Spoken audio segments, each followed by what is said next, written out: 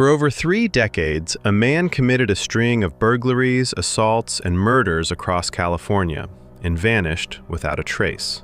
Every single time. Police had DNA. They had a profile. What they didn't have was a name.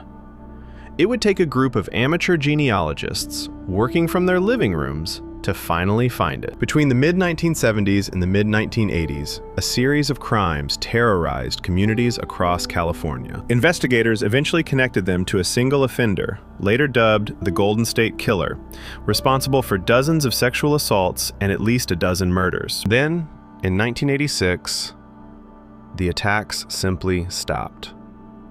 No arrest, no suspect, just silence. For over 30 years, the case went cold. Traditional DNA databases, like CODIS, came up empty because the killer had never been arrested for anything that would put his DNA on file. By the 2010s, investigators were running out of traditional options. The crime scene DNA sat in evidence storage, technically identifiable, but with no direct match anywhere in law enforcement system. Around the same time, a new hobby was exploding in popularity: consumer DNA testing. Millions of ordinary people were sending in cheek swabs to sites like GED Match and Ancestry just to learn about their heritage or find long-lost relatives.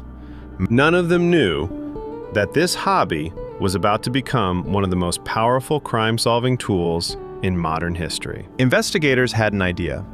If they couldn't match the killer's DNA directly, could they find his relatives instead? They uploaded the crime scene DNA profile to a public genealogy database and began searching for partial matches, people who shared enough DNA to be distant cousins. This is where the amateur genealogists came in. Working painstakingly through public genealogy records, they began building out enormous family trees, branch by branch, marriage by marriage, birth record by birth record, trying to find the point where all these scattered DNA matches connected to a single family line. It was slow, obsessive work.